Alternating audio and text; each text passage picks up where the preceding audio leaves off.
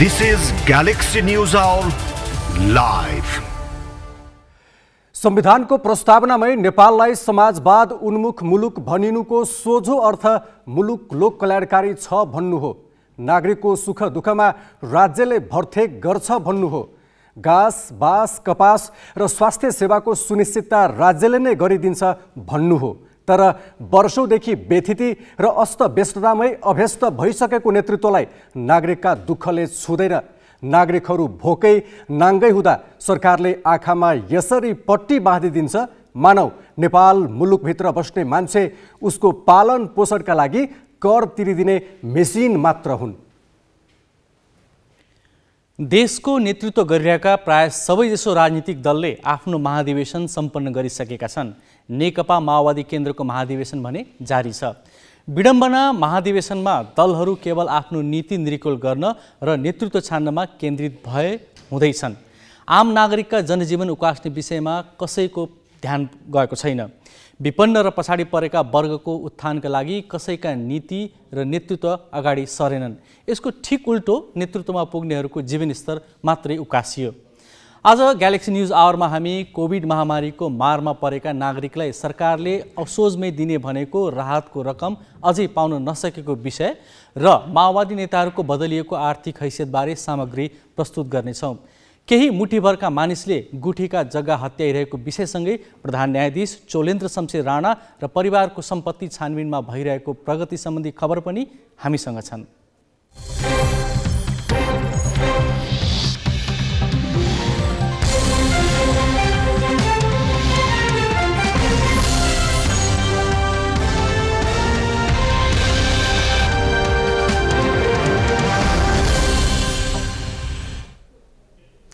नमस्कार, यो हो ग्यालेक्सी न्यूज आवर। सही सूचना र प्रष्ट विश्लेषणका साथ उपस्थित भएका छौँ। अब हेडलाइन्स।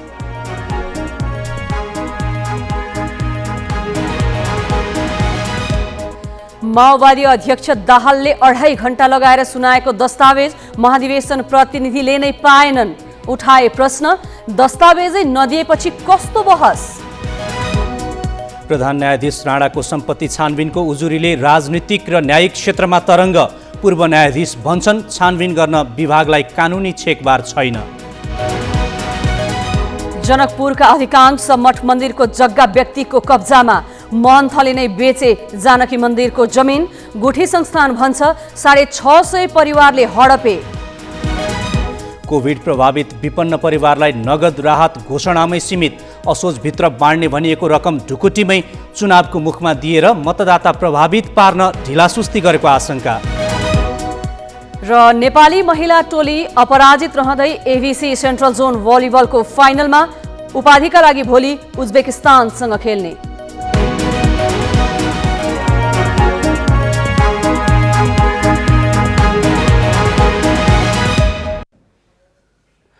माओवादी केन्द्रले राष्ट्रिय सम्मेलनलाई अन्तिम समयमा महाधिवेशनमा रूपान्तरण गर्यो।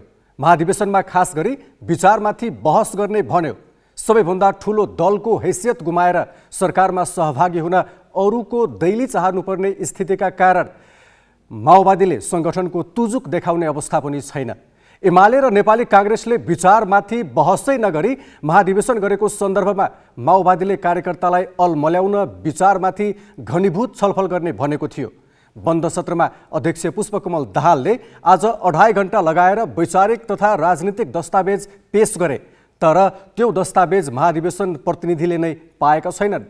दस्तावेज नदिई माओवादीले कस्तो वैचारिक बहस गराउन खोजेको हो? कार्यकर्ता तहबाटै प्रश्न उठेको छ।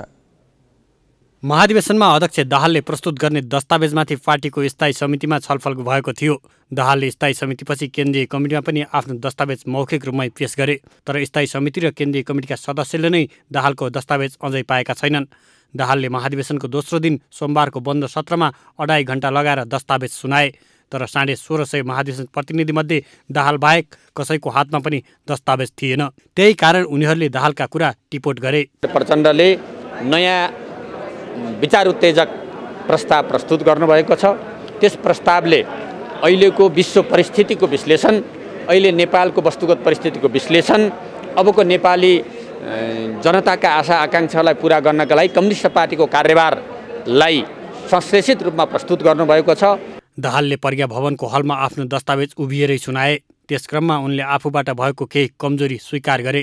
पालुङटारमा भएको पार्टीको विस्तारित बैठकपछि चुनावको मुखमा मनमा विद्रोहको नीति लिनु, शान्ति प्रक्रियामा आएपछि पार्टीभित्र छलफल बिनै प्रचण्ड पद स्थगित गर्नु, आफ्ना लडाकुलाई सेनामा समायोजनका क्रममा पार्टीमा छलफल नगर्नुलाई आफ्नो गल्ती भनेका छन्। यी माओवादी कार्यकर्ताले बिर्सिसकेका विषय हुन्।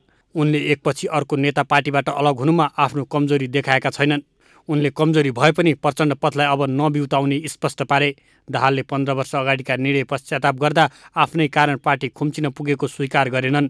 शान्ति प्रक्रियामा आएपछि पहिलो चुनावबाट सबैभन्दा ठूलो दलका नेताको नाताले सरकार चलाएका दाहाल अहिले सरकारमा सहभागी हुनका लागि अरू दलको बैशाखी टेक्नुपर्ने अवस्थामा छन्। उनले पार्टीभित्र नेताको व्यवस्थापनका लागि पार्टी पदाधिकारीको सङ्ख्या 15 पुर्याउने विधान संशोधन प्रस्ताव पेश गराएका छन्। पार्टी छिन्न भिन्न हुनुको मुख्य कारण आफू भएको स्वीकार गर्नुभन्दा उनले पार्टीभित्र व्यक्तिगत पद, प्रतिष्ठा, लाभ र स्वार्थका निम्ति जस्तो सुकै खराब काम गर्न पछि नपर्ने प्रवृत्ति विकास हुँदै गएको भनेका छन्। पढ्न नपाए पनि महाधिवेशन प्रतिनिधिले दाहालको दस्तावेजलाई उत्कृष्ट भनेका छन्। भूगोललाई समेट्ने गरी जुन अध्यक्ष कमरेड प्रचण्डले जुन एजेन्डा ल्याउनु भएको छ, राजनीतिक प्रतिवेदन ल्याउनु भएको छ, एकदमै सान्दर्भिक छ। यसमा हाम्रो कुनै पनि गुनासो र थप्नुपर्ने कुरा केही छैन। अहिले भर्खरै सर्दै कमरेड अध्यक्षले जुन राजनीतिक प्रतिवेदन पेश गर्नुभएको छ, यो यति हाइटबाट छ हामीले कल्पना पनि गरेका थिएनौँ। दाहालले नेकपा एमालेसँगको एकता भङ्ग भए पनि समान विचार राख्ने वामपन्थी र लोकतन्त्रवादी शक्तिसँग संयुक्त मोर्चा बनाउने कार्यदिशाको वकालत गरे। उनले यो कार्यदिशा आवश्यक ठान्नुको कारण पार्टी खुम्चिएको अवस्था नै हो। संयुक्त मोर्चा बिना चुनावमा भाग लिने भए सबैभन्दा बढी कसैलाई छ भने त्यो दाहाललाई नै हो।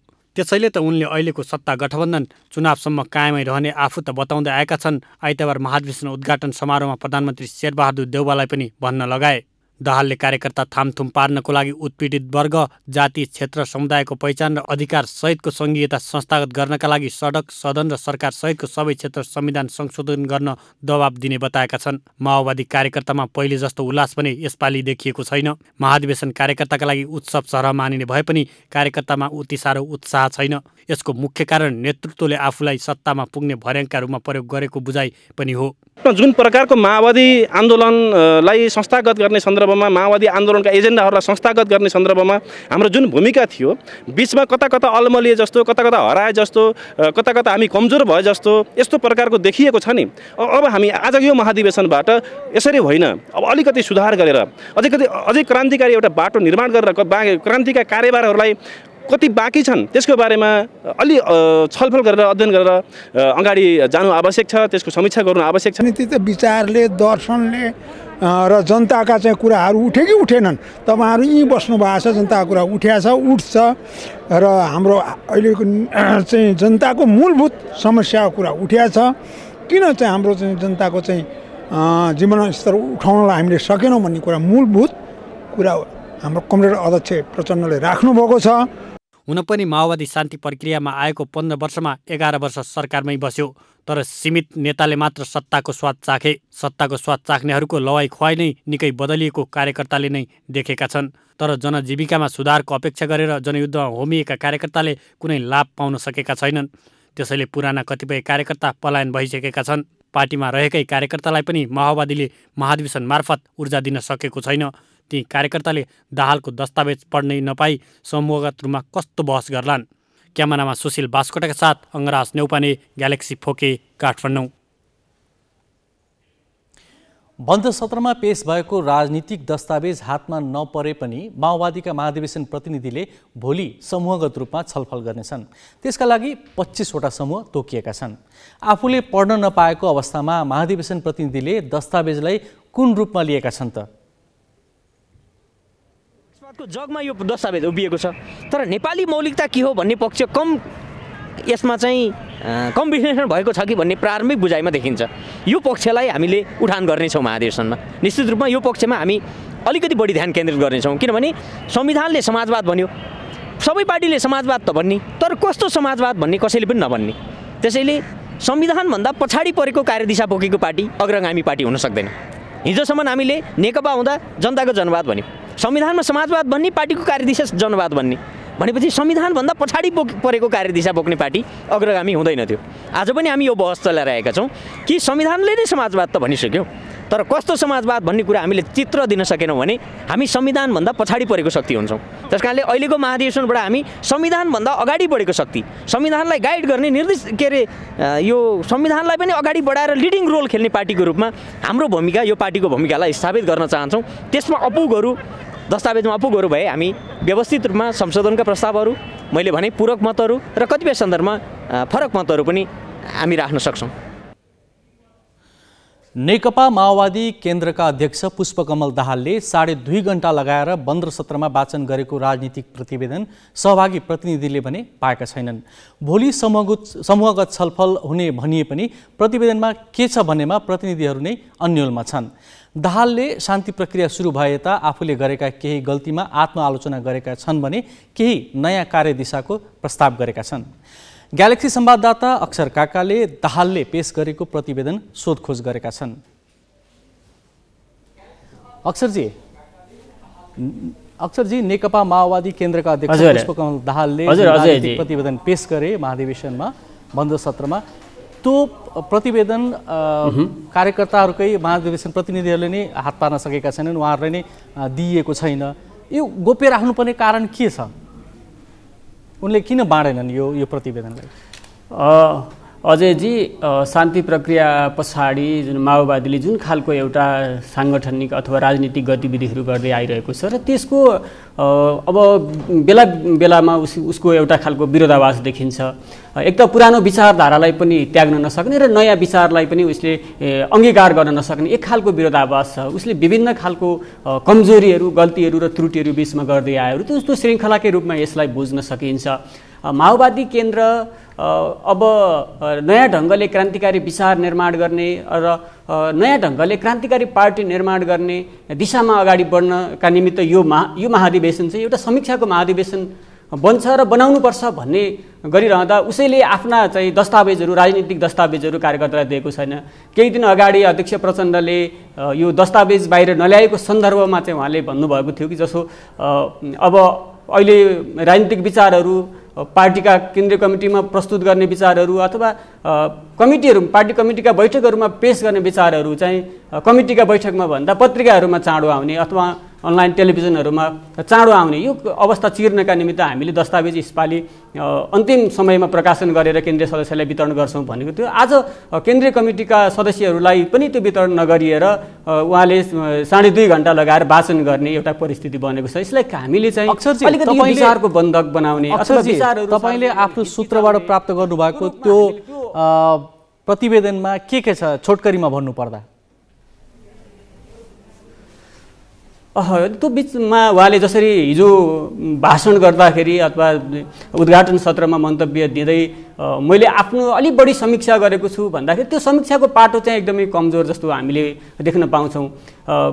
माओवादीका त्यहाँ पदाधिकारीहरू र त्यो प्रतिनिधिहरू मार्फत हामीले बुझेको सूचना अनुसार, हामीले जानकारी पाएअनुसार त्यहाँ प्रचण्डको यो बिचमा गरेका कमी कमजोरीहरू, गल्तीहरू र त्रुटिहरूको चाहिँ त्यो समीक्षाको पाटो चाहिँ असाध्यै धेरै कमजोर छ। जस्तो उदाहरणको लागि यो बिचमा एमालेसँग उसले चुनावी गठबन्धन हुँदै एकता गर्यो र त्यो एकता एकदमै जायज थियो। हामीले त्यो समयमा सही गऱ्यौँ, हामीले त्यो ढङ्गमा त्यो बेलाको परिस्थितिलाई सही ढङ्गले हामीले उपयोग गऱ्यौँ अथवा हामीले हाम्रो त्यो कदम ठिक थियो भनेर उनले पुष्टि गर्नका निमित्त अनेक चाहिँ उनले त्यहाँ शब्दावलीहरू प्रयोग गरेका छन् र सँगसँगै उनले चाहिँ यो सबै गल्तीहरू एकता भाडिनुमा माओवादी केन्द्र अथवा त्यसको त्यो एउटा एकताको घटक म आफैले पनि त्यसमा मेरो कुनै कमजोरी छैन, त्यो कमजोरी जति सबै केपी ओलीको हो भनेर त्यो अर्काको थाप्नमा दोष पन्छाउने र त्यो आफ्नो त्यो आत्मसमीक्षाको पाटोलाई चाहिँ कमजोर बनाउने त्यहाँ त्यो खालको गतिविधि पनि त्यहाँ त्यो प्रतिवेदनमा छ। र सँगसँगै अब क्रान्तिको चाहिँ कार्यदिशा वैज्ञानिक समाजवाद हो भन्ने तर फेरि वैज्ञानिक समाजवाद चाहिँ लागू गर्नका निमित्त अथवा समाजवादको आधार निर्माण गर्नका निमित्त त्यो बेला भइसकेको छैन, अब त्यो परिस्थिति पनि बनिसकेको छैन भने एक खालको विरोधाभासको अवस्था चाहिँ त्यो राजनीतिक प्रतिवेदनमा देखिन्छ। अजयजी, अक्षरजी, यसमा अब महाधिवेशनमा चाहिँ पदाधिकारीहरू पनि चयन हुन्छ, अध्यक्षमा अब दाहाल नै सर्वसम्मत होलान्, त्यो लगभग निश्चित नै छ। तर अन्य पदाधिकारीमा निर्वाचन हुन्छ, निर्वाचित अहिलेसम्म चुनौती दिने कोही त्यस्तो त्यहाँ देखिएको छैन। त्यसो हो भने चाहिँ अरू पदाधिकारीहरूमा चयन हुने जुन छ त्यो निर्वाचन मार्फत हुन्छ वा दाहालले भनेको यसमा प्रस्तावमै ताली बजाउने परिस्थिति हेर्दाखेरि त्यही त अहिलेसम्मको परिस्थिति हेर्दाखेरि अब यो विराटनगरको यो विस्तारित बैठकै अर्को नयाँ संस्करणको रूपमा चाहिँ यो प्रज्ञा प्रतिष्ठानको महाधिवेशन देखा पर्ने हो कि अथवा चाहिँ अध्यक्ष घोषणा गरेर पदाधिकारी हामी केन्द्रीय कमिटीको बैठक मार्फत टुङ्ग्याउँछौँ भनेर फर्किने पनि परिस्थिति बन्न सक्छ। किनभने आज अहिले एउटा भद्रगोलको अवस्थाबाट महाधिवेशन अगाडि बढिराखेको छ। न राजनीतिक दस्तावेज त्यहाँ केन्द्रीय सदस्यहरूले पाएका छन्, प्रतिनिधिहरूले पाएका छन्, स्थायी कमिटीमा पनि त्यो जुन खालको एउटा चाहिँ परिस्थिति थियो त्यो सबै हिसाबले चाहिँ हेर्दाखेरि अहिले एउटा यसै होला अथवा चाहिँ यही ढङ्गले नेतृत्व चयनको प्रक्रिया माओवादीले टुङ्ग्याउला अथवा अधिवेशनले त्यो ढङ्गबाट जाला भनेर अहिले नै निर्गोल गरिसक्ने अवस्था छैन। किनभने त्यहाँ अब निर्वाचनमा चाहिँ माओवादीले जान दिँदैन, त्यो परिस्थिति पनि त्यहाँ छैन। किनभने त्यो ढङ्गले चाहिँ तलबाट चाहिँ अहिले प्रचण्डले नाम प्रस्ताव गर्ने र ताली बजाउनका निमित्त त्यो तयार भएर बसेको एक खालको त्यो पङ्क्ति जस्तो देखिन्छ। त्यो सबै परिस्थितिले हेर्दाखेरि महाधिवेशन कुन ढङ्गले टुङ्ग्याउला भनेर। उनी थिए हाम्रा संवाददाता अक्षर काका। गरिब र असहाय वर्गको मुक्तिका लागि भन्दै आन्दोलन सुरु गरेका माओवादी नेताहरूको आर्थिक हैसियत अपारदर्शी ढङ्गबाट बढेको भन्दै पार्टीभित्रै आलोचना हुने गरेको छ। सशस्त्र युद्धका क्रममा सामान्य जीवनयापन गरेका माओवादी शीर्ष नेताहरू विलासी जीवनमा प्रवेश गरे पनि उनीहरूले उठाएका मुद्दा गरिबी, पिछडापन र बेरोजगारी भने ज्यूका त्यों छन्।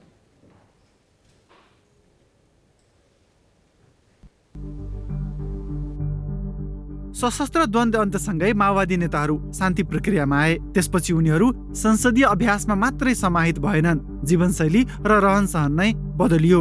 जंगलमा धुलो मैलोमा रम्ने नेताहरू यति बेला विलासी गाडी बिना यात्रा नै गर्न नसक्ने भइसके। विकट गाउँमा गरिबको भान्सामा भाग लाग्न जाने नेताहरू यति बेला अन्तर्राष्ट्रिय स्तरका होटल, रेस्टुरेन्ट नभई खाना नरुच्ने बानी लागिसके। माओवादीले युद्ध गर्दा सर्वहारा भनिएका नागरिकले आज पनि एक छाक खाना र हिँड्ने बाटोको अभाव भोगिरहे पनि शीर्ष नेताहरू तनाव बिर्सन रिसोर्ट पुग्ने बानी परेको छ। कोही पटक पटक सत्तामा पुगेर त कोही सत्ता बाहिरै रहेर पनि लाभ लिइरहेका छन्। पार्टीमा नेताहरूको सम्पत्ति छानबिनको विषय उठाउँदै आएका नेता मध्येका लेखनाथ न्यौपानेको बुझाइमा माओवादी नेताको आर्थिक हैसियत बढेर वर्ग नै फेरिएको छ। हामीले जे मूल्य र मान्यताहरू चाहिँ सार्वजनिक गरेका थियौँ, जसरी जनताको बिचमा काम गर्ने भनेर भनिराखेका थियौँ, त्यो विषयवस्तुमा कहीँ न कहीँ हामी स्खलित पनि भयौँ। हामी अलिकति व्यक्तिवादी भयौँ, हामी आफ्नै बारेमा धेरै सोच्ने भयौँ, आफ्नै परिवारका बारेमा सोच्ने भयौँ, आफूलाई चाहिने चाहिँ सम्पत्ति आफूलाई मात्रै चाहिने भन्ने सोच्यौँ। त्यो कुरो जुन वर्गको मुक्तिका निम्ति पार्टी बनाइएको थियो त्यो वर्गका निम्ति चाहिँ हामीले धेरै कुराकानी गरेनौँ। आफैलाई चाहिने सबै चिज, पद आफैलाई चाहिने, पैसा आफैलाई चाहिने, सुख सुविधा आफैलाई चाहिने, राम्रो उच्चार आफैलाई चाहिने, राम्रो शिक्षा आफैलाई चाहिने, त्यो सबै भएपछि चाहिँ दुनियाँ यही अनुसार राम्रै राम्रो भएर चलाएको छ भन्ने भ्रममा मात्ने, त्यो पनि हामीभित्र कहीँ न कहीँ भयो। माओवादी केन्द्रमा पटक पटक सम्पत्ति छानबिनको विषय उठ्यो। एकीकरणपछि नेकपा केन्द्रीय अनुशासन आयोगलाई अधिकार दिएर छानबिन गर्ने भनियो, तर त्यसको कार्यान्वयन भएन। नेतृत्वको अनिच्छाका कारण सम्पत्ति छानबिनको विषय फगत प्रचारबाजी भयो। कारबाही त परको कुरा, नेताहरूको सम्पत्ति विवरण पनि सार्वजनिक भएन। अन्य पार्टीमा जस्तै माओवादी पार्टीमा पनि ठेकेदार व्यापारीहरू हाबी हुँदै गएका छन्। गरिबको दुहाई दिएर क्रान्ति गरेको माओवादी यति बेला भ्रष्ट ठेकेदारकै घरमा आश्रय लाग्न पुगेको आरोप स्वयं नेतृत्वलाई लाग्ने गरेको छ। संसदीय अभ्यासमा आएदेखि माओवादी पनि अन्य पार्टीभन्दा फरक नभएको विश्लेषकको टिप्पणी छ। माओवादी पार्टीभित्र पनि अन्य पार्टी जस्तै नेपाली कङ्ग्रेस र एमालेहरू जस्तै त्यहाँ पनि नवधनाटे वर्गहरूको अभ्युदय हुन थालिसकेको छ। नवधनाटे किन, पुरानै धनाटेहरू पनि आउन थालिसकेका छन्। कङ्ग्रेसबाट एमालेबाट थुप्रै मान्छेहरू जो त्यहाँ पनि बदनाम भइसकेका मानिसहरू अब त्यहाँबाट पनि अब माओवादी केन्द्रभित्र पसिरहेका छन् होइन। अनि अब तिनीहरू टिकट पाइरहेका छन् होइन, स्थिति छ कि अब चुनावी राजनीतिमा गएपछि त चुनावी राजनीतिको शैली हाल्नै पर्यो। राजनीतिक पहुँचका कारण माओवादी नेता सम्बद्ध भ्रष्टाचारका घटनामा समेत राज्यले आँखा चिम्लेको छ। अख्तियार दुरुपयोग अनुसन्धान आयोगले माओवादीको लडाकु शिविरको रकममा भएको भ्रष्टाचारका उजुरीमाथि कारबाही अगाडि बढाउन सकेको छैन। जिल्ला ब्युरोका साथ जितेन्द्र झा, ग्यालेक्सी फोके, काठमाडौँ। माओवादीको महाधिवेशनले जतिसुकै क्रान्तिको नारा फुके पनि आफ्ना सुकिला मुकिला नेताको विलासी जीवनमा अंकुश लगाउन सकेन भने त्यसको अर्थ छैन। अनेक नामधारी क्रान्तिको चर्का नारा लगाउनु अघि माओवादीले आफैभित्र क्रान्ति ल्याउन सकोस्। जुन वर्गको मुक्तिका लागि दशक लामो सशक्त सङ्घर्ष गर्यो त्यही वर्गलाई दुःख र व्यथाबाट मुक्ति दियोस्। यही शुभेच्छासँगै अहिलेलाई ब्रेकपछि हामी जनकपुरतिर जानेछौँ, जहाँ मुठीभरका मान्छेले गुठीका जग्गा कसरी हत्याएका छन् सविस्तार हेर्नेछौँ। तर त्यसअघि ग्यालेक्सी 4Kमा छिट्टै प्रसारण हुन लागेको विशेष कार्यक्रमबारे यो सामग्री।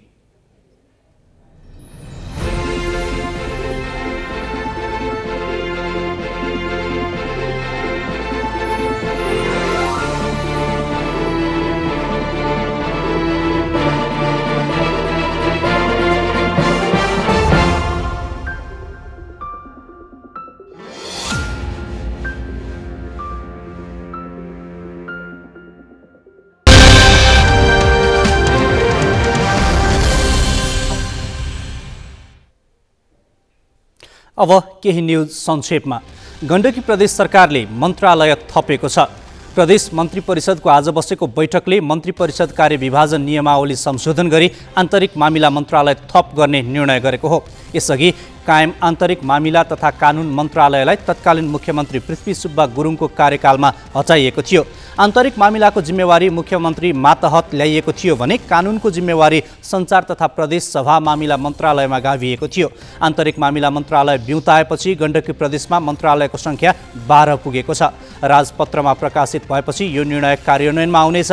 आन्तरिक मामिला मन्त्रालयको जिम्मेवारी 2.5 महिनादेखि बिना विभागीय रहेका डोबाटे विश्वकर्मालाई दिने तयारी छ। गठनको 4 महिना नहुँदै लोकतान्त्रिक समाजवादी पार्टीभित्र असन्तुष्टि देखिएको छ।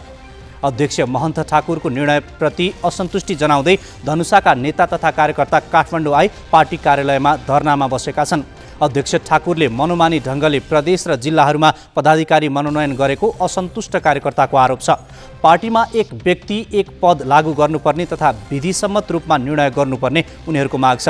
प्रदेश र जिल्लामा गरिएको मनोनयनको निर्णय नसच्याएसम्म धरना जारी राख्ने उनीहरूको भनाइ छ।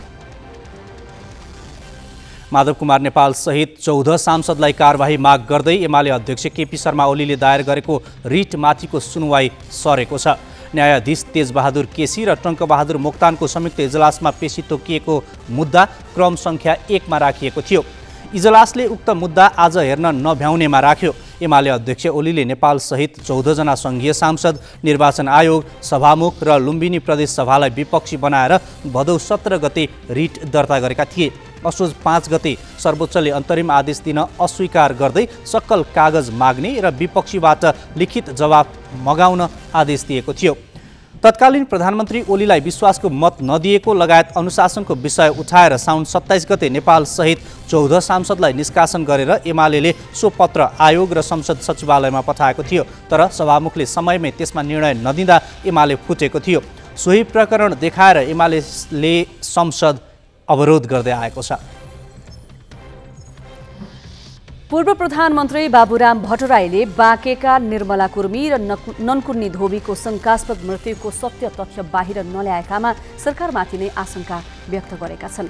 घटनाको छानबिन गरी दोषीलाई कारबाहीको माग गर्दै काठमाडौँ माइतीघरमा जारी धरनाप्रति ऐक्यबद्धता जनाउँदै भट्टराईले दोषीलाई राज्यपक्षकै संरक्षण रहेको आशंका व्यक्त गरे। उनले दोषीलाई कारबाहीको दायरामा ल्याउन समाजका सबै तबकाले दबाब दिनुपर्ने बताएका छन्। सरकारले यो घटनामा नेपाल प्रहरीको केन्द्रीय अनुसन्धान ब्युरो CIB-बाट अनुसन्धान गराउनुपर्ने उनको भनाइ छ। सप्तरीमा एकजनाको घाँटी रेटेर हत्या भएको छ। छिन्नमस्ता गाउँपालिका बरही वीरपुरकी 55 वर्षीय भुटनी देवी यादवको घाँटी रेटेर हत्या भएको हो। आइतबार साँझ घरबाट खरानी लिएर खेत पुगेकी यादवको सोमबार खेतबाट घाँटी रेटिएको अवस्थामा शव फेला परेको हो। घटनास्थल नजिकै खाली बियर र रक्सीका बोतल समेत फेला परेको छ। टाउकोमा बियरको बोतल प्रहार गरी मारेपछि यादवको घाँटी रेटिएको हुन सक्ने प्रहरीले अनुमान गरेको छ। घटनाबारे अनुसन्धान भइरहेको प्रहरी नायब उपरीक्षक माधव प्रसाद काफ्लेले जानकारी दिए। शीतलहर बढेपछि महोत्तरीका अधिकांश दलित बस्तीवासी चिसोले पिरोलिन थालेका छन्। महोत्तरीका अति विपन्न परिवार चिसोमा परी परालको छाना भएको माटोको घरमा कठ्याङ लिएर बस्न बाध्य छन्। उनीहरूलाई आगो ताप्न दाउरा र रातिको समयमा चिसो छल्न कम्बल अभाव छ। शीतलहरले बालबालिका र ज्येष्ठ नागरिक बढी प्रभावित भएका छन्। अधिकांश दलित बस्तीमा अहिले पराल नै चिसो छल्ने मुख्य आधार बनेको छ। अघिल्ला वर्षहरूमा जनप्रतिनिधि केही थान कम्बल र दाउरा लिएर दलित बस्ती पुग्थे, तर यस वर्ष भने उनीहरूलाई कसैले पनि सहयोग गरेको छैन। गुठी संस्थान जनकपुरको जग्गा वर्षौंदेखि अतिक्रमणमा परेका छन्। गुठीको जग्गा 650 भन्दा बढी परिवारले हडपेर आफू खुसी प्रयोग गरिरहेका छन्। मन्दिरका महन्तदेखि पुजारी लगायतले यी जग्गा व्यक्तिको नाममा बनाइदिएका छन्, जहाँ होटल र व्यावसायिक महल ठडियाइएका छन्। यो प्रसङ्ग अजय दासबाट। गुठी संस्थान जनकपुरको अधीनमा 23 मठ मन्दिर छन्। हरेक मठ मन्दिरका नाममा जग्गा छ। कतिपय जग्गा संस्थानले भाडामा लगाएको छ भने कतिपय वर्षौंदेखि अतिक्रमणमा परेका छन्। गुठीको जग्गा 650 भन्दा बढी परिवारले हडपेर आफू खुसी प्रयोग गरिरहेका छन्। मन्दिरका महन्तदेखि पुजारी लगायतले मठ मन्दिरको जग्गा व्यक्तिको नाममा बनाइदिएका छन्। अतिक्रमित मठ मन्दिरको जग्गामा अहिले होटल र व्यापारिक मल समेत ठड्याइएका छन्। सरकारले 2062 सालमा बृहत्तर जनकपुर क्षेत्र विकास परिषद अन्तर्गत तत्कालीन जनकपुर नगरपालिकाभित्र रहेका राम जानकी लगायत मुख्य मन्दिर र पोखरीको जग्गा संरक्षण र व्यवस्थापनका लागि सिफारिस गर्न उच्च स्तरीय कार्यदल बनाएको थियो। सो कार्यदलले गुठीको जग्गामा 650 घर बनेको प्रतिवेदन बुझाएको थियो। राजनीतिक तथा सामाजिक पहुँचका भरमा संस्थानको जग्गा कब्जा भएको छ। गुठीको अधीनमा रहेका यस्ता जग्गा हिनामिनामा मन्दिरका महन्तदेखि पुजारीसम्म लागेका छन्। यो गर्ने भनेकै यो आफूलाई स्वघोषित रूपमा समाजसेवी भनिने सङ्घ संस्थाहरू, समाजसेवीका रूपमा यहाँ सुपरिचित भएका व्यक्तिहरू, केही पत्रकारहरू, राजनीतिक दलका मुखियाहरू र त्योभन्दा पनि राष्ट्रसेवी कर्मचारी कहलाएका व्यक्तित्वहरू मार्फत पनि यो सार्वजनिक रूपमा यो जमिन अतिक्रमण गरेको छ, जुन निन्दनीय र दण्डनीय हामीले बुझेका छौँ। अब कुनै सम्पत्तिमा नगरपालिकाको भन्छ कि मेरो सम्पत्ति हो, मैले अनुसार गर्ने, गुठीले भन्ने अनुसार गुठीले गर्छन्। गुठीको पनि शिकायत हुन्छ, नगरपालिकाले टेरेन। फेरि प्रदेश गभर्मेन्ट पनि छन्, हाम्रो कार्यालय बनेको सङ्घको कार्यालय हो। त्यसकारण अब खासै व्यवस्थित हुन सकेको अवस्था म देखिरहेको छैन। यसको सार्वजनिक जग्गाको न सोधखोज भएको छ अहिलेसम्म। पहिलेको प्रतिवेदन अनुसार जुन छ त्यसमा पनि घटिसकेको अवस्था होला। अब अहिलेको एक्चुअल कन्डिसन भन्न सकिँदैन, त्यो त गुठीसँग डाटा होला, हामीसँग त्यसको उपलब्धता भएन। गुठी संस्थान जनकपुरका अनुसार रत्नसागर मन्दिरको 8 ठाउँको जग्गा अतिक्रमण परेको छ। यस्तै जानकी मन्दिरको 7 ठाउँको 17 कट्ठा 14 धुर जग्गा अतिक्रमण गरी 118 घर बनेका छन्। अतिक्रमणमा परेको जानकी मन्दिरको जग्गा सहरको मध्यभागको महँगो मूल्य पर्ने क्षेत्र हो। राम मन्दिरको जग्गा अतिक्रमण गरेर 103 वटा घर बनाइएका छन्। यस्तै लक्ष्मण मन्दिरको जग्गामा 87, कुवा मन्दिरको जग्गामा 105, भागवत बेलाकुटीको जग्गामा 103 र सीताकुण्डमा 3 वटा घर बनेका छन्।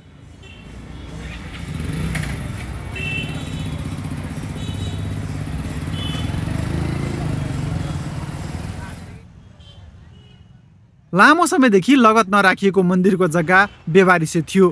त्यही जग्गा तत्कालीन महन्त राम शरणदास वैष्णवले 2044 देखि 2051 सम्ममा जालसाजीपूर्ण लिखत बनाएर बिक्री गरेको पाइएको छ। आफ्नो जालसाजपूर्ण लिखतलाई गुठी संस्थान, मालपोत र नापी कार्यालयले मान्यता दिएपछि महन्त वैष्णवले स्थानीय जग्गा कारोबारीसँग मिलेर गुठी जमिनको खुला कारोबार चलाएको आरोप लाग्दै आएको छ। नबनाउने एउटै कारण के हो, मलाई शङ्का के लागिरहेछ, त्यसमा चलखेल हुन्छ कि गुठीको जग्गामा धेरै थुप्रो लाखौँ करोडौँको चलखेल हुन्छ। त्यस कारणले पनि मलाई लाग्छ मेयर साहबले चाहिँ आफू मलाई लाग्छ कि धेरै ठाउँमा गुठीको जग्गाहरू अहिले अतिक्रमण भइरहेछ। त्यसमा प्रत्यक्ष मलाई के लागिरहेछ कि मेयरको सलग्नताले यो काम भइरहेछ। जानकी मन्दिरका महन्त राम शरणदास वैष्णवको 2053 सालमा निधन भएपछि राम तपेश्वर दास वैष्णव उत्तराधिकारी बने। उनले पुरानै मितिमा गुरु राम शरणदास वैष्णवका नाममा नक्कली हस्ताक्षरमा लिखत तयार पारेर गुठीको जमिन बेचेको आरोप छ। तर यस विषयमा राम तपेश्वर दास वैष्णवले प्रतिक्रिया दिन मानेनन्। रामचन्द्र गुठी, लक्ष्मण मन्दिर गुठी र हनुमान मन्दिर गुठीको 4 बिघा जमिन पनि बिक्री भएको छ। रानी पार्टीको 5 बिघा जमिन रैकर दर्ता गराई बेचिएको छ। तर प्रदेश 2 को मुख्य धार्मिक सांस्कृतिक सम्पदाकै जग्गा अतिक्रमण हुँदा समेत प्रदेश सरकार र स्थानीय तहको मौनता उदेक लाग्दो छ। यसमा खास गरी अब गुठीसँग सम्बन्धित विषय अहिले प्रदेश सरकारको मातहतमा अहिले पनि आएको रहेको छैन। त्यसकारण मलाई लाग्छ यो प्रदेश सरकारले अब जसरी गुठीका जग्गाहरूलाई व्यवस्थापन गर्नुपर्ने हो त्यो अहिलेसम्म गर्न सकेका छैन। तर जनकपुर मात्र होइन हाम्रा प्रदेशका 8वटा जिल्लामा तर सबभन्दा बढी जनकपुरमा चाहिँ अहिले पनि मलाई के लाग्छ भने 40% भन्दा बढी अहिले जुन बसोबास भइरहेछ त्यो गुठीकै जग्गामा छन्। धार्मिक सांस्कृतिक क्षेत्र जनकपुर धामको जग्गा अतिक्रमण बेचबिखन अझै जारी छ। स्थानीय तह, प्रदेश र केन्द्र तीनै तहका सरकारले यसमा चासो दिएका छैनन्। जनकपुर धामबाट क्यामेरामा सुमित मिश्रका साथ किरण कर्ण र घनश्याम मिश्रको रिपोर्ट। गुठी संस्थान अन्तर्गत मुलुकभर रहेका मठ मन्दिरका जग्गाबारे संस्थान आफैलाई थाहा छैन। जनकपुरमा मात्रै 5000 भन्दा बढी बिघा जग्गा गुठी अन्तर्गत छ। तर अधिकांश जग्गामा व्यक्तिका निजी घरदेखि सामाजिक संस्था, सरकारी निकाय हुँदै व्यापारिक मल समेत ठडिएका छन्। गुठीको जग्गामाथि मनोमानी बढिरहँदा निगरानी र नियमन गर्ने जिम्मेवार निकाय गुठी संस्थान किन टुलुटुलु हेरिरहेको छ? ग्यालेक्सी संवाददाता मिलन बुढाथोकीले संस्थानका अध्यक्ष पुण्य प्रसाद भुसाललाई सोधेका छन्। विशेष त जनकपुरमा दैनिक जसो अतिक्रमणका सूचनाहरू आउँछन्। अब त कर्मचारी व्यवस्थापन कमजोर छ, कम छ, थोरै छ। अब करिब 40% कर्मचारीले चलाउनु परेको छ। त्यसैले योजनाबद्ध ढङ्गले धेरै कामहरू चाहिँ हुन नसकेको अवस्था छ। जनकपुरमा अलिकति बढी व्यथिति चाहिँ देखिया छ। 5000 भन्दा बढी बिघा जमिन चाहिँ 23वटा भन्दा बढी मन्दिर मठको नाममा रहेका गुठी संस्थान मातहतका जमिनहरू चाहिँ तपाईले सयौं मान्छेहरूले चाहिँ अनधिकृत रूपमा विभिन्न सङ्घ संस्थाहरूलाई बाँडेको, त्यहाँका जो जिम्मेवार निकायहरू हुन्, जो जिम्मेवार व्यक्तिहरू हुन्, त्यहाँका सामाजिक अगुवाहरू हुन्, उनीहरूले नै बाँडफाँड गरेर चाहिँ त्यो अनधिकृत रूपमा त्यो जमिन चाहिँ गुठीको जमिन अपचलन गरेको भनेर पनि हामी पटक पटक सुन्छौँ। वास्तवमा त्यहाँ किन त्यस्तो भइरहेको छ, त्यसलाई रोक्नका लागि चाहिँ के गर्नु पर्ला? अधिकांश ठाउँमा अब वडा कार्यालयहरू बनेका छन्, स्वास्थ्य चौकीहरू बनेका छन्, गुठीको जग्गामा बनेका छन्। यदि आवश्यकता हो स्थानीय सरकारलाई भने यो गुठी संस्थान पनि सरकार मातहतको समन्वय गरेर त्यो देवस्वलाई देवस्वमै ल्याउनुपर्छ, परिचालन गर्नुपर्छ। त्यो कुराको चाहिँ ल्याकिङ भएको छ। त्यसैले अब त्यसलाई ट्र्याकमा ल्याउनको निमित्त मैले एउटा बृहत कार्यपत्र विज्ञहरू राखेर बृहत कार्यपत्र यो पुष 15 सम्ममा तयार गर्न लगाउँदैछु। सरकारले चाहिँ 2060 सालमा एउटा उच्च स्तरीय कार्यदल पनि बनाएको रहेछ। त्यो कार्यदलले स्पष्ट रूपमा भनेको रहेछ कि जनकपुर धामभित्रका मठ मन्दिर गुठीहरूमा को चाहिँ अतिक्रमण गरिएको छ। अनि यसलाई चाहिँ 650 भन्दा बढी व्यक्तिहरूले चाहिँ अतिक्रमण गरेका छन्। त्यसलाई चाहिँ तुरुन्त गुठीको जग्गा गुठी मातहतमै फर्काउनुपर्छ भनेर पनि भनेको रहेछ। तर अब भनिन्छ नि बिरालोको घाँटीमा कसले घन्टी झुन्याउने भने जस्तै भएछ कि अरे त्यहीँकै लब्ध प्रतिष्ठित व्यक्तिहरू, त्यहाँकै सरकारी संरचनाहरूले नै त्यो जग्गा चाहिँ अतिक्रमण गरेको छ। र त्यस पछाडि पनि फेरि त्यतिखेर कार्यदलले स्पष्ट रूपमा भनेको थियो, त्यस पछाडि पनि 10% भन्दा बढी जमिन चाहिँ फेरि मिचिसकियो। बिरालोको घाँटीमा घन्टी झुन्याउनलाई सक्नुहुन्छ होला त? सक्नुपर्छ, सकिन्छ। अनावश्यक रूपमा सरकारी सार्वजनिक र गुठी जग्गाहरू अतिक्रमण हुन दिनु हुँदैन। जमिन बढाएर बढ्न सक्दैन। भएको धर्मको नाममा हिजो खाइ नखाए हाम्रा बाबुबाजेहरूले धर्मको रक्षाको खातिर राखेका जमिनहरू मिचिनु हुँदैन। यदि त्यो देवस्वलाई राजस्वमा राख्न मिल्थ्यो भने यो ऐन किन बन्नु पर्थ्यो? गुठी संस्था छुट्टै किन बन्थ्यो? हामीले पहल गर्नुपर्छ यो संस्थाको निमित्त। कतिपय धार्मिक देवस्थलहरूको नेतृत्व गर्ने गुठियार, त्यसै गरी महन्त, त्यसै गरी पुजारी, त्यहाँको मन्दिर व्यवस्थापन समितिका जिम्मेवार व्यक्तिहरू जो धर्मले सो अनुशासनको पाठ पनि सिकाउँछ, त्यही व्यक्तिहरूले नै त्यो गुठीको जग्गालाई चाहिँ अलिकति अपचलन गरेको आरोप पनि लागेको छ। तपाईँहरूले त्यस्ता व्यक्तिहरूलाई के गर्न सक्नुहुन्छ? यसो नगर्नुहोस् भनेर नै हामी भन्छौँ। त्यस्तो भेट्यौँ भने अब केही उजुरीहरू आउँछ, उजुरी आएका कुराहरूलाई हामी सम्झन्छौँ। तर अब कतिपय कुराहरू विगतमा पनि अब यो गुठी ऐन निर्माण भएको छैन। देश अब फरक परिस्थितिमा गइसकेको छ, सङ्घीयतामा गइसकेको छ। गुठी ऐन निर्माण गर्ने सन्दर्भमा पर्याप्त सहकार्य हुन सकेन। त्यसैले गुठी ऐन निर्माण नहुँदासम्म केही कुराहरू सबैलाई समेटेर लैजान सक्ने कुराहरू केही गर्नुपर्ने कामहरू पनि ऐनको अभावमा चाहिँ गर्न नसक्ने स्थिति आएको छ। त्यसैले त्यस्ता कुराहरू आयो भने हामी जुन ठाउँ हो त्यहाँको स्थानीय प्रशासन स्थानीय सरकारवालाहरूलाई राखेर उहाँहरूलाई करेक्सन गरेर बढी गलत नै गरेको छ भने नियमअनुसार गुठी ऐनअनुसार उहाँहरूलाई कारबाही गरेर चाहिँ हामी अगाडि बढ्छौँ। ती जग्गा साँच्चै नै गलत प्रोभिजनका लागि गएका जग्गाहरू गुठीको नाममा फर्किन्छन् त?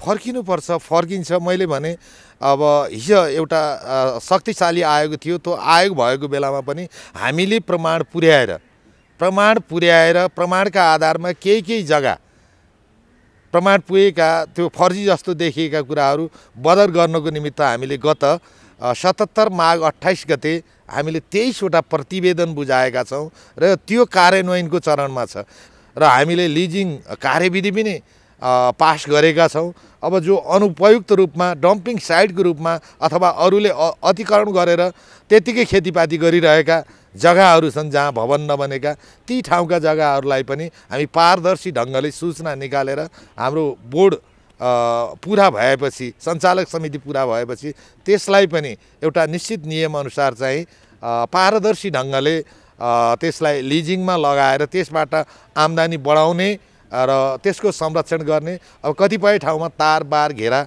गराएर अगाडि बढ्ने कुरामा हामी प्रतिबद्ध छौँ। गुठीहरू सांस्कृतिक पहिचानका सारथी हुन्। धार्मिक र परोपकारी कार्य सञ्चालनका लागि छुट्याइएका यस्ता गुठी सामाजिक एकताका मियो पनि हुन्। यस्तो महत्त्व बोक्ने गुठीका भौतिक सम्पत्ति जथाभावी अतिक्रमण हुँदा समेत रोकथामका लागि प्रभावकारी कदम नचालिँदा गुठीको अस्तित्वमै प्रश्न उठ्छ। तिनै समाज समृद्ध हुन्छन् जसले संस्कृति जोगाएर राख्छन्। गुठीहरू संस्कृति जोगाउने त्यस्तै खम्बा हुन्।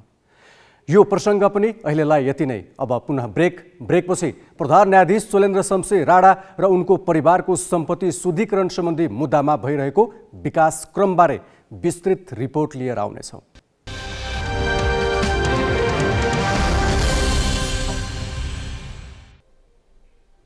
अब केही न्युज संक्षेपमा। शिक्षा मन्त्रालयले विद्यालय तहका विद्यार्थीको मूल्याङ्कनमा कडाई गरेको छ। मन्त्रालयले विद्यालय तहमा माथिल्लो कक्षा पढ्न कम्तीमा 35% अङ्क ल्याउनै पर्ने व्यवस्था लागू गरेको हो। हरेक विषयमा कम्तीमा 35 अङ्क ल्याउनै पर्ने व्यवस्था सहितको लेटर ग्रेडिङ निर्देशिका मन्त्रालयले जारी गरेको छ। यसअघि 32 अङ्क ल्याए हुने व्यवस्था थियो। नयाँ निर्देशिका अनुसार अब 35 अङ्क नल्याउने विद्यार्थीले प्रमाणपत्र नै पाउने छैनन्। प्रमाणपत्र नपाउने विद्यार्थीले 3 पटकसम्म 2 विषयमा ग्रेड वृद्धि परीक्षा दिन पाउनेछन्। 90 र सोभन्दा बढी प्रतिशत ल्याउनेलाई A+ ग्रेड दिने गरी निर्देशिकामा 8वटा ग्रेड निर्धारण गरिएको छ। 35 भन्दा कम ल्याउनेले ग्रेड पाउने छैनन्। शेयर बजारमा आज 70 अङ्कको गिरावट आएको छ। 4 दिन लगातार बढेको नेप्से परिसूचक 13वटै समूहले ओह्रालेका हुन्। बजार खुलेको 1.5 घण्टापछि नेप्से निरन्तर ओह्रालो लागेको थियो। परिसूचक 2521.65 अङ्क कायम भएको छ। आज खास गरी निर्जीवन बीमा, अन्य, विकास ब्याङ्क, जलविद्युत, लगानी र वित्त समूहले नेप्से घटाएका हुन्। 182 कम्पनीका लगानीकर्ताले गुमाउँदा 8 कम्पनीका लगानीकर्ताले कमाएका छन्। बजारमा 5 अर्ब 60 करोड 74 लाख रुपियाँको सेयर किनबेच भएको नेपाल स्टक एक्सचेन्जले जनाएको छ। भारतको नयाँ दिल्लीमा आजदेखि रात्रिकालीन कर्फ्यू लगाइएको छ। कोभिडको नयाँ भेरिएन्ट ओमिक्रोन सङ्क्रमितको सङ्ख्या निरन्तर बढेपछि दिल्ली सरकारले रात्रिकालीन कर्फ्यू लगाउने निर्णय गरेको हो। कर्फ्यू राति 11 बजेदेखि बिहान 5 बजेसम्म लाग्नेछ। दिल्लीमा पछिल्लो 24 घण्टामा 290 सङ्क्रमित थपिएका छन्। दिल्लीमा अहिले सक्रिय सङ्क्रमितको सङ्ख्या 1103 छ। त्यहाँ 79 जनामा ओमिक्रोन पुष्टि भइसकेको भारतीय स्वास्थ्य तथा परिवार कल्याण मन्त्रालयले जनाएको छ। विश्वभर आज पनि 1400 भन्दा बढी उडान रद्द भएका छन्। आज चिनिया एयरलाइन्सका सबैभन्दा धेरै उडान रद्द भएका छन्। चाइना इस्टर्न एयरलाइन्सका 368 वटा र एयर चाइनाका 141 उडान रद्द भएका छन्। बेजिङ र साङ्घाईका विमानस्थल सबैभन्दा बढी प्रभावित भएका छन्। चिनिया अधिकारीले यसबारे केही बताएका छैनन्। अमेरिकाको युनाइटेड र जेट ब्लूका 150 उडान रद्द भएका छन्। बेलायतको ब्रिटिश एयरवेजले 90 वटा उडान रद्द गरेको छ। यता हङकङले दक्षिण कोरियाबाट हुने सबै उडान 15 दिनका लागि बन्द गरेको छ। ओमिक्रोनको संक्रमण दर बढ्दै गएपछि एयरलाइन्स कम्पनीमा समस्या देखिएको हो। शुक्रबार यता मात्र 8000 भन्दा बढी उडान रद्द भइसकेका छन्। नेपाली महिला टोली अपराजित रहँदै Asian senior central John volleyball challenge कपको फाइनलमा प्रवेश गरेको छ। समूह चरणको अन्तिम खेलमा आज किर्गिस्तानलाई सोझो सेटले हराउँदै नेपाली महिला टोली समूहको शीर्ष स्थानमा रहेर फाइनल पुगेको हो। मिरपुर स्थित शाहिद सुरवादी इन्डोर स्टेडियममा भएको खेलको पहिलो सेटमा 15-8 को जित निकालेको नेपालले दोस्रो सेटमा 25-14 को नतिजा निकाल्यो। नेपालले तेस्रो सेट 25-17 ले आफ्नो पक्षमा पार्यो। नेपालले यसअघि उज्बेकिस्तान, श्रीलङ्का, बङ्गलादेश र मल्दिभ्सलाई हराएको थियो। नेपालले प्रतियोगिताको उपाधिका लागि भोलि उज्बेकिस्तानको सामना गर्नेछ। आजै भएको अर्को खेलमा श्रीलङ्कालाई 3-2 को सेटले हराउँदै उज्बेकिस्तानले नेपालसँगको उपाधिको भेद पक्का गरेको हो। सातदोबाटो युथ क्लबलाई 2-0 गोलले हराउँदै जावलाखेल युथ क्लबले शहीद स्मारक ए डिभिजन लिगमा लगातार दोस्रो जित दर्ता गरेको छ। जितपछि जावलाखेल लिगको 9औं स्थानमा उक्लिएको छ। खेलको 20औं मिनेटमा पोस्ट नजिकैबाट जावलाखेलका लोइक एन्जिमीको प्रहार दोस्रो बारमा लाग्दै बाहिरियो। पहिलो हाफ गोल रहित बराबरीमा सकियो। खेलको 50औं मिनेटमा ओनगुना जुनियरको पासमा विपिन कडेलले गोल गर्दै जावलाखेललाई 1-0 को अग्रता दिलाए। 70औं मिनेटमा डिबक्स नजिकैबाट रूप बहादुर लामाको प्रहार सातदोबाटोका गोलरक्षक अभिषेक बरालले बचाए। तर त्यसको केही सेकेन्डमै जावलाखेलले अग्रता दोब्बर बनायो। पेनाल्टी क्षेत्र बाहिरबाट निकोलस फर्नान्डेजको प्रहार गोलरक्षक अभिषेकको अगाडि ड्रप हुँदै गोल हुन पुग्यो। 76औं मिनेटमा जावलाखेलका ओनगुनाले 1 भर्सेस 1 मा प्रहार गरेको बल बारमा लाग्दै फर्कियो। जितपछि जावलाखेल 7 अङ्क सहित 9औं स्थानमा उक्लिएको छ। दोस्रो हार बेहोरेको सातदोबाटोको 8 अङ्क छ। कोभिड प्रभावित विपन्न परिवारलाई नगद राहत घोषणामै सीमित भएको छ। असोजभित्र बाँड्ने भनिएको रकम अझै ढुकुटीमै छ। यो प्रसङ्ग विनय कुमारबाट। यो वर्ष विश्व अर्थतन्त्र 80 वर्ष यताकै उच्च दरमा बढ्ने आकलन छ। यसको मुख्य कारण विकसित मुलुकहरूले कोभिड प्रभावित आफ्ना नागरिकमाथि गरेको लगानी हो। यसको सबैभन्दा ठूलो लाभ छिमेकी देश चीनले लिँदैछ। नेपालको अर्थतन्त्रमा भने वृद्धिको सङ्केत छैन। अधिकांश आर्थिक सूचक यतिखेर नकारात्मक छन्। कोभिडले समस्यामा परेका नागरिकलाई राहत दिन सरकारी कन्जुस्याई यसको कारण हो। सरकारले विपन्न परिवारलाई असोजमा दिने भनेको राहत रकम अझै नदिएपछि अनेक अड्कलबाजी हुन थालेको छ। कोभिडले प्रभावित आफ्ना नागरिकका लागि राहत प्याकेज ल्याउन विकसित मुलुकबीच प्रतिस्पर्धा चल्यो।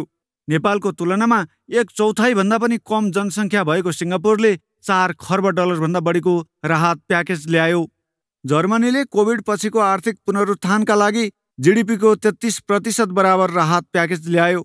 जापानले जीडीपीको 21, फ्रान्स र बेलायतले 15, अमेरिकाले 12 र भारतले 10% बराबर राहत योजना ल्याए।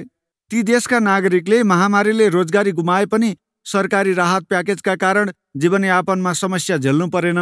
त्यति मात्र होइन, ती देशको अर्थतन्त्र दशकौं पछि उच्च दरमा बढिरहेको छ।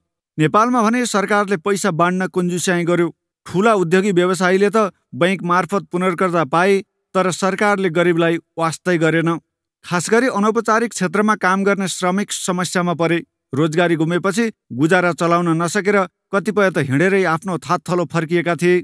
भारतको मजदुरीबाट फर्किएकाहरू पनि परिवार पाल्न नसकेपछि कोभिडको जोखिमकै बीच फेरि उतै गए।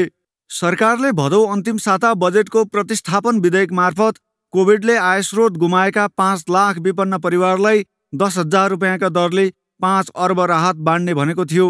तर असोजभित्रै बाँड्ने भनिएको रकम लक्षित परिवारले अझै पाउन सकेको छैन। अब भर्न त भरेछ, पाउने कुरो पाएन, पाइएला नि। त आएको छ भन्छ, बैंक खाता कति मान्छेले खोलिसक्यो, जो पनि 200-400 गोजी भएको खर्च गर, त्यहाँसम्म त खोइ बैंकमा पैसै छिरेको छैन, मान्छेको नाममा आएकै छैन। हामीले फर्महरू त भरेको, तर अझै केही खबर पनि पाइएन, पैसा पनि हातमा परेको छैन अहिलेसम्म। घरबाट बाहिर ननिक्लिन दिँदाखेरि के गर्नु? रासन पानी केही पनि नदिने, त्यतिकै कुटेर खायो। हामी गरिब मान्छे अब कहाँबाट ल्याउनु, कहाँबाट खानु भनेर नि वर्ष दिन घरमा बसेँ, केही काम गरिन। अरू यता केही पनि दिएको छैन, एक रति नुन पनि दिएको छैन। नेताहरू के भन्छ? नेताहरू त सबै आफ्नै भुँडी भर्छ। राहतका लागि भनेर सरकारले कार्तिक अन्तिममा विपन्न परिवारसँग निवेदन माग्यो। निवेदन स्थानीय तहमा बुझाउन भनिएको थियो, तर अहिलेसम्म कुन स्थानीय तहमा कति निवेदन पर्यो राहतको योजना अगाडि सारेको अर्थ मन्त्रालयलाई नै थाहा छैन। स्थानीय तहले आफूले यसअघि नै राहत बाँडेको भनेर निवेदन लिन तातो देखाएका छैनन्। अर्थमन्त्री जनार्दन शर्मा भने राहत रकम सबै स्थानीय तहमा पुगिसकेको र बाँड्ने प्रक्रिया सुरु भइसकेको दावी गर्छन्। पारित गर्ने बित्तिकै त्यसको कार्यविधिहरू बनेर हामीले पैसा पालिकाहरूमा पठाइसक्यौँ। दिने प्रक्रिया सुरु भइसकेको छ। पैसा सबै पालिकाहरूमा जुन हामीले क्राइटेरिया बनाएका थियौँ त्यो आधारमा कुन पालिकामा कति पैसा जान्छ त्यो आधारमा पालिकाहरूमा पैसा पुगिसकेको छ। कोलिकाहरूमा पैसा गइसकेको छ र पालिकाहरूले निवेदन लिएर कतिपयले बाँड्न सुरु गरेको, कतिले बाँड्दै गरेको, कतिले निवेदनमा छानबिन गर्दै गरेको हामीलाई समाचार आएको छ। त्यो कुरा अगाडि बढिसकेको छ। त्यसै गरी त्यति बेला भनेका अन्य कुराहरू बिरामीहरूको सन्दर्भमा अन्य सन्दर्भमा पनि हामीले सम्बन्धित मन्त्रालयहरूमा त्यसको लागि बजेटको निकासा गरिसकेका छौँ। उहाँहरूले कार्यविधि बनाएर त्यसलाई लागू गर्दै हुनुहुन्छ। निवेदनको सङ्ख्या नै यकिन नभएको अवस्थामा राहत रकम स्थानीय तहमा पठाइसकेको अर्थमन्त्रीको दावी त्यति विश्वासिलो देखिँदैन।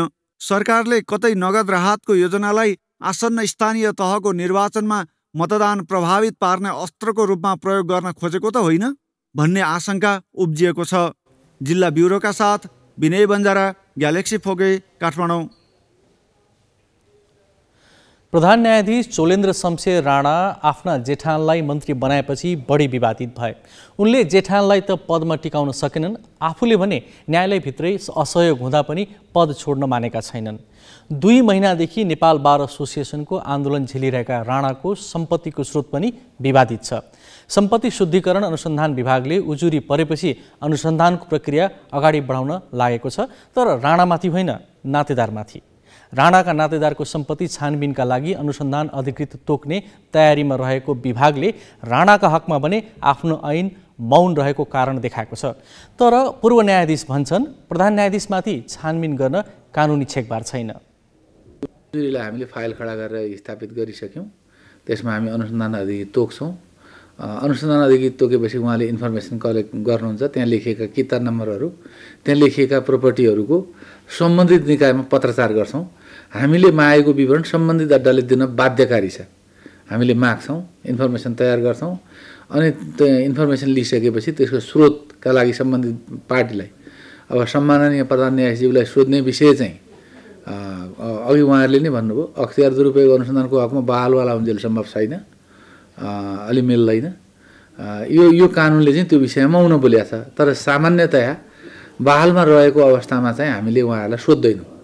यो एउटा कल्चर पनि हो र उहाँ एसोसिएट फ्यामिली मेम्बरहरूको सोध्न मिल्छ, हामीले सोध्छौँ। सम्पत्ति शुद्धिकरण विभागका महानिर्देशक भट्टराईलाई विश्वास गर्ने हो भने प्रधान न्यायाधीश चोलेन्द्र शमशेर राणासँग सम्बन्ध भएका र कारोबार जोडिएका सबै व्यक्तिको सम्पत्ति छानबिनका लागि विभागले फाइल खडा गरिसकेको छ। बृहत नागरिक आन्दोलनको टोली र अन्यले दिएका उजुरीका आधारमा छानबिन प्रक्रिया अघि बढाउन महानिर्देशक भट्टराईले अनुसन्धान अधिकृत पनि चाँडै तोक्दैछन्। तर प्रश्न उठ्छ, के बहालवाला प्रधान न्यायाधीशको सम्पत्ति छानबिन गर्न मिल्छ?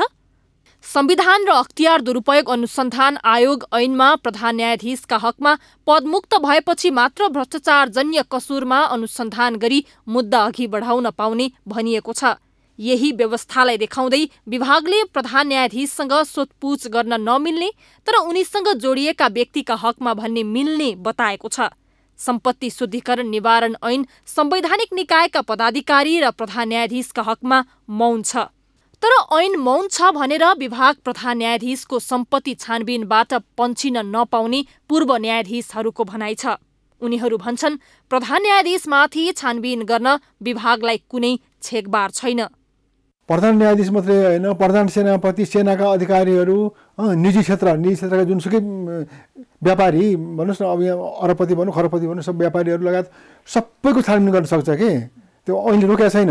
नरोकेको कुरो त बाबा सम्पत्ति शुद्धिकरण विभागको महानिर्देशकले नै बोलिसक्नुभयो नि, सम्पत्ति ऐनले रोकेको छैन भन्ने, अनि त्यहाँबाट कल्चरले हामी गर्न सक्दैनौँ भन्ने, त्यस्तो चाहिँ लासिक कुरा गर्ने, झाला टार्ने काम गर्नुहुन्छ र? त्यहाँ गर्न सकिन्छ, गर्नुपर्छ। बृहत नागरिक आन्दोलनले विभागमा दिएको उजुरीमा प्रधान न्यायाधीश राणा र उनको कारोबार जोडिएका अरू व्यक्तिको सम्पत्ति छानबिनका लागि 5 बुँदे आधार र कारण उल्लेख गरिएको छ, जसमा राणाका भाइ, पत्नी तथा अरू नातेदार, निकटका न्यायाधीश, संवैधानिक निकायका पदाधिकारी, कर्मचारी, पूर्व कर्मचारी, व्यापारी तथा पेशेवर बिचौलियाको मिलेमतोमा संगठित प्रकृतिको भ्रष्ट गिरोहले खडा गरेको लगायतका आरोप छन्। तर विभागले भने राणा बाहेकका हकमा मात्र छानबिन गर्न सक्ने भनेको छ। यसलाई उसले संवैधानिक पदको गरिमा जोगाउने कल्चरको संज्ञा दिएको छ। तर पूर्व न्यायाधीश कार्की परिवारका सदस्य र कारोबार जोडिएका व्यक्तिको सम्पत्ति छानबिन हुने विषयले राणा स्वतः छानबिनको दायरामा तानिने बताउँछन्। प्रधान न्यायाधीशकै नामले चाहिँ छानबिन गर्ने हो त। उहाँको परिवार, भाइ र उहाँको यदि प्रमाणबाट देखिन्छ भनेदेखि त के भने आफ्नो नातेदार अरू मान्छेको नाममा सम्पत्ति राख्ने, त्यो सम्पत्तिलाई चाहिँ फेरि विदेशमा हुन्डी गरेर पठाउने आदि विभिन्न कुराहरू छन् के। त्यो सम्पत्ति शुद्धिकरण ऐनले र त्योसँग सम्बन्धित अरू ऐनहरू पनि छन् कि त्यो ऐनहरूले पुरा क्षेत्राधिकार दिएको छ। गर्ने हो भनेदेखि त्यस अवस्थामा अब राजीनामा र अरू कुरा भन्नु पनि त्यो राजीनामाको कुरा चाहिँ गर्नु नगर्नु आफ्नो ठाउँ छ। तर के भने कानुन बमोजिमको सम्पत्ति छानबिन गर्ने कुरा चाहिँ गर्नु पर्यो। त्यो गर्ने कुरामा चाहिँ नि आलटाल गर्ने, खालि झारा टाल्ने, जनतालाई आँखा छार हल्ने काम गर्नु भएन। त्यो गर्यो भने उहाँले चाहिँ बाध्य भएर भोलि अब अरू कदम चाल्ने कुरा चाहिँ अगाडि बढ्ला। सम्पत्ति शुद्धिकरण निवारण ऐन 2064ले स्रोत नखुलेका सम्पत्तिलाई कुनै पनि माध्यमबाट शुद्धिकरण गर्न नहुने उल्लेख गरेको छ। राणा विरुद्ध विभागमा परेका उजुरीमा उनले गैर कानुनी रूपमा आर्जन गरेको सम्पत्ति शुद्धिकरण गरेको आरोप लगाइएको छ। तर विभागले अहिले पनि संविधान र अख्तियार सम्बन्धी ऐनमा भएको व्यवस्थाको हवाला दिँदै प्रधान न्यायाधीश राणासँग सोधपुछ र बयान लिन नमिल्ने बताइरहेको छ। आफ्नो सम्पत्तिको स्रोतबारे प्रश्न उठाउँदै उजुरी पर्दा छानबिनमा सहयोग गर्ने संकेत राणाले पनि दिएका छैनन्।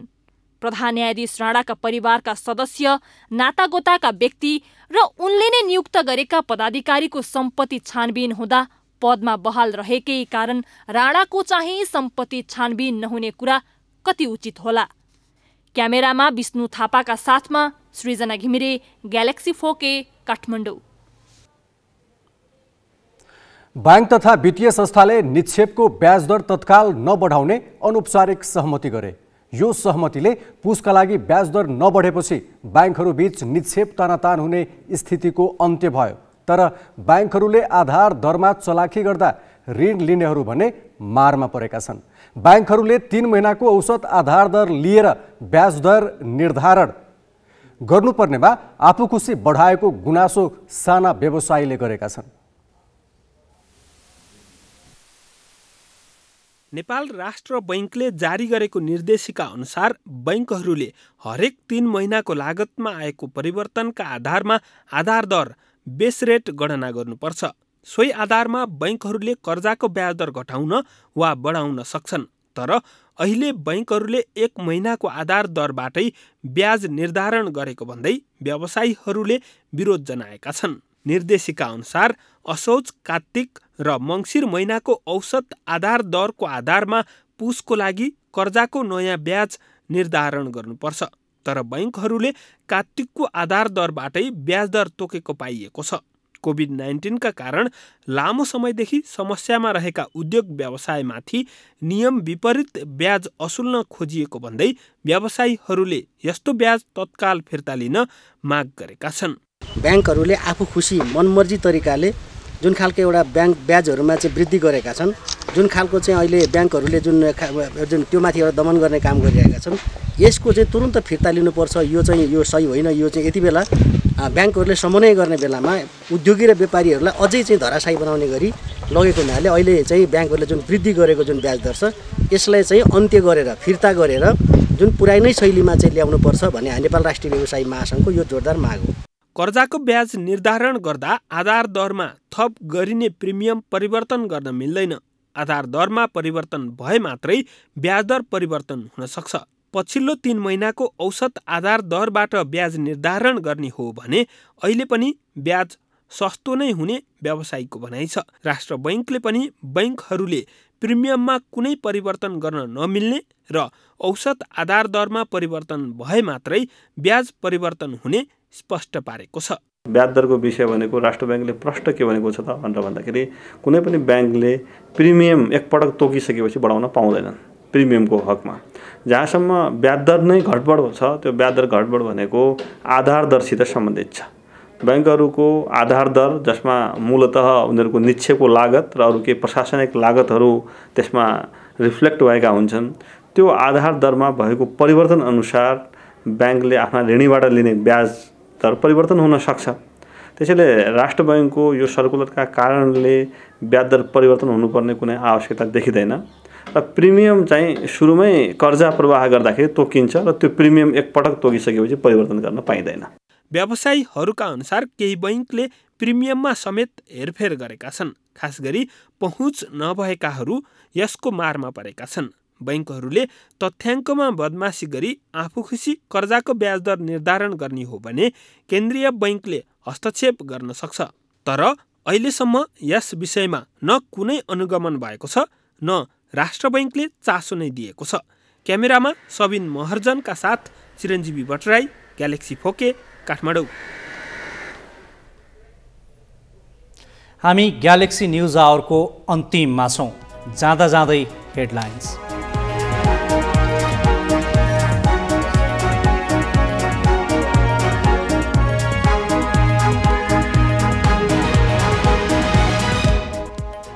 माओवादी अध्यक्ष दाहालले 2.5 घण्टा लगाएर सुनाएको दस्तावेज महाधिवेशन प्रतिनिधिले नै पाएनन्। उठाए प्रश्न, दस्तावेजै नदिएपछि कस्तो बहस? प्रधान न्यायाधीश राणाको सम्पत्ति छानबिनको उजुरीले राजनीतिक र न्यायिक क्षेत्रमा तरङ्ग। पूर्व न्यायाधीश भन्छन् छानबिन गर्न विभागलाई कानुनी छेकबार छैन। जनकपुरका अधिकांश मठ मन्दिरको जग्गा व्यक्तिको कब्जामा। महन्तले नै बेचे जानकी मन्दिरको जमिन। गुठी संस्थान भन्छ 650 परिवारले हडपे। कोभिड प्रभावित विपन्न परिवारलाई नगद राहत घोषणामै सीमित। असोजभित्र बाँड्ने भनिएको रकम ढुकुटीमै चुनावको मुखमा दिएर मतदाता प्रभावित पार्न ढिलासुस्ती गरेको आशंका। र नेपाली महिला टोली अपराजित रहँदै एभिसी सेन्ट्रल जोन भलिबलको फाइनलमा। उपाधिका लागि भोलि उज्बेकिस्तानसँग खेल्ने।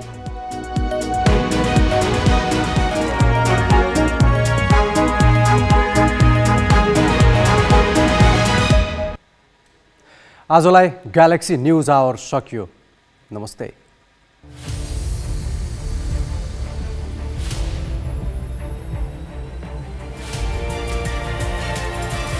This is Galaxy News Hour Live.